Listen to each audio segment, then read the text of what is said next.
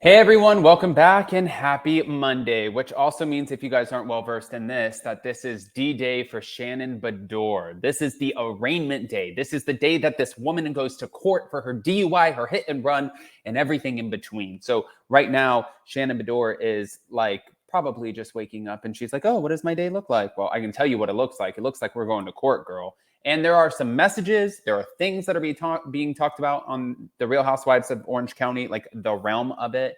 Sorry, I have water all over my desk, table. We're going to get into it. So before we do, go ahead, smash that like button. If you're not subscribed, get subscribed. Don't forget to hit that notification bell, and let's jump right in.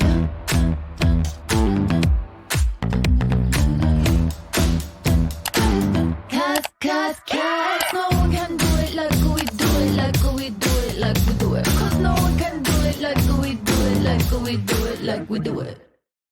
All right, guys, so we have to talk about this Real Housewives of Orange County drama right now because there is a lot. Now, it came out from Reality Blurb that Heather Dubrow is revealing, oh, there goes the church bells. I told you guys that those would come on. Heather Dubrow is revealing unaired scenes with Tamra Judge. She's claiming that Shannon asked her for favors, and she's sharing a text exchange with Taylor Armstrong after the reunion. Heather Dubrow revealed an unaired scene with Tamra Judge, claimed that Shannon Beador asked her for favors after trashing her on Watch What Happens Live, and of course the text. So during the latest season, Heather seemed to be targeted by many of her castmates, especially Tamra, who returned to the Real Housewives of Orange County after being put on pause. Now, speaking on Nick Viall's The Viall Files podcast, Heather addressed an unaired scene with herself and Tamra, the last part of which was shown at the reunion, according to the actress. I like that she went on, by the way, I want to say that really quick. I like the fact that she went on Nick Viall's Viall Files podcast because I thought that she did a great job, and I thought that the podcast was very authentic. I just thought it was good. I'm allowed to think that. Okay. So wait. Speaking on Nick Viall's Files podcast, Heather addressed an unaired scene with herself and Tamra. Okay. At the reunion, they show me and Tamra sitting at this place talking to each other because there was a scene where she went crazy on me, but they didn't show it. And it was out of nowhere, which is why they didn't show it. Didn't really make any sense. She went on to say, we met and she apologized to me and we were going to be good. But then it starts all over again. And that's what's very hard to deal with. And I don't know why Tamra is like that. She told you she drank a lot this season, Heather. It's probably the fact that she drank a lot this season. I'm just going to say that. Okay? You do know. Heather suggested that she felt different after watching the apology on the show. I think it really played back better than I felt it was at the time because when I watched it back, I was like, oh, that was nice. Though she called Tamra an asshole at the reunion, she claimed this doesn't mean Tamra is a bad person. We have a lot of love and respect for each other. Heather said, adding that she and her co-star had been talking since the reunion. Heather also addressed her complex relationship with Shannon via Heavy. Did you see on the reunion when I said, you texted me last week? It was because, oh, this is interesting too. She said it was because Shannon needed something, so she reached out to me twice before her DUI arrest in the last month to ask for a favor to do things. Shannon needs something from you. Can you imagine that? She added, and one of my favorite, one of the favors was the night after she trashed me on Watch What Happens Live. But if she calls me and says, I need help, or can you please call me? I pick up the phone. That's what I do with my friends. Though she expressed Shannon will disagree with this, Heather feels that she was a very, very good-looking friend to Shannon. I'm the only one who didn't talk about her relationship on camera. And the notion, and I was running around to everyone behind the camera is bullshit. Heather said that she and Shannon have barely been in contact since the DUI arrest. So when Shannon needs Heather, Heather's there. Otherwise, if Shannon doesn't need Heather, then piss off. The actress also shared an update regarding her friendship with Taylor, who allegedly sent her a perfectly nice apology text after the reunion. And of course she did, because this is going to be, can I just say really quick, digging into this? She's going to sit there and send perfectly nice texts right now because she needs to latch on to somebody to continue her time on the show. I think it's dumb. She goes, hi, Heather. I apologize for my part in the conflict, that we had in our relationship. I've always really liked you, and I would really like for us to start fresh. Hope all is great with you and your family. Now, according to Heather, Taylor also sent a picture of Dubrow 2 days after the first text without giving any context. No words, just a photo.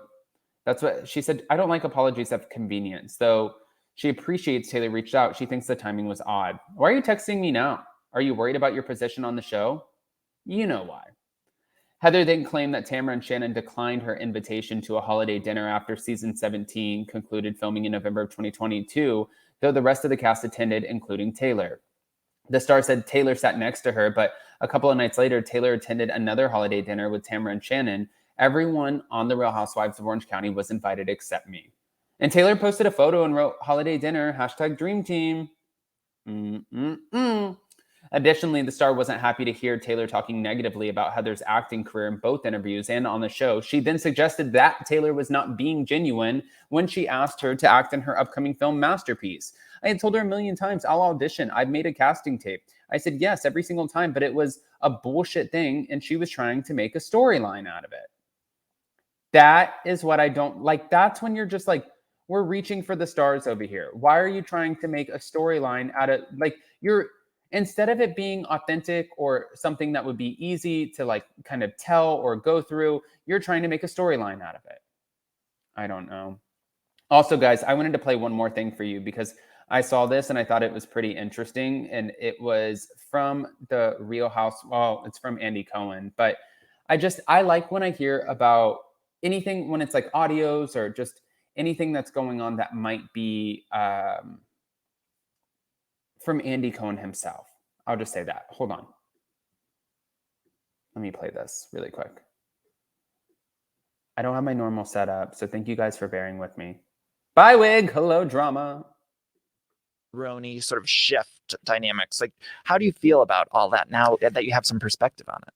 I feel like we absolutely did the right thing. And I know it's so hard for people. And I know it's so hard for people when they watch the RHONY reunion. And then I have Luann and Dorinda on after, and they're like, oh my God, we miss them, whatever. And but I think that I don't have any question that we did the right thing for a variety of reasons. I know we did the right thing. Everything that happened with the RHONY sort of shift dynamics, like, how do you feel about it?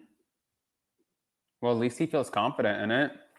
I mean, honestly, when it comes to RHONY, I think that they did the right thing too. I think that they messed it up. That was their mess up. They're the ones who butchered this. But also at the end of the day, if you can fix it, which I think that they did, I think that it takes 2 seasons, you guys. I don't think that we can just go into it and be like, oh my God, like this is a bullshit shit show. We have to give it some time because we have to get to know the ladies. Like somebody even said to me, I think it was Ryan Bailey, that he said, I felt that RHONY had a stronger reboot than The Real Housewives of Dubai did a premiere.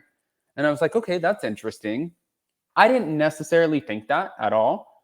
But I found it to be interesting. And I think that that's just an opinion. And I love Ryan Bailey. So we're all so different in our beliefs. But one thing that Ryan Bailey and I, our Bravo beliefs, one thing that we agree on is that everyone deserves at least 2 seasons. But guys, I don't want to just give you this information and not ask your opinions. So go ahead, comment below. Who had a stronger premiere, RHONY or The Real Housewives of Dubai? I am posting that in the polls today. And now I have to go to the dentist. So I love you guys, and I'll see you next time. Happy Monday. Bye.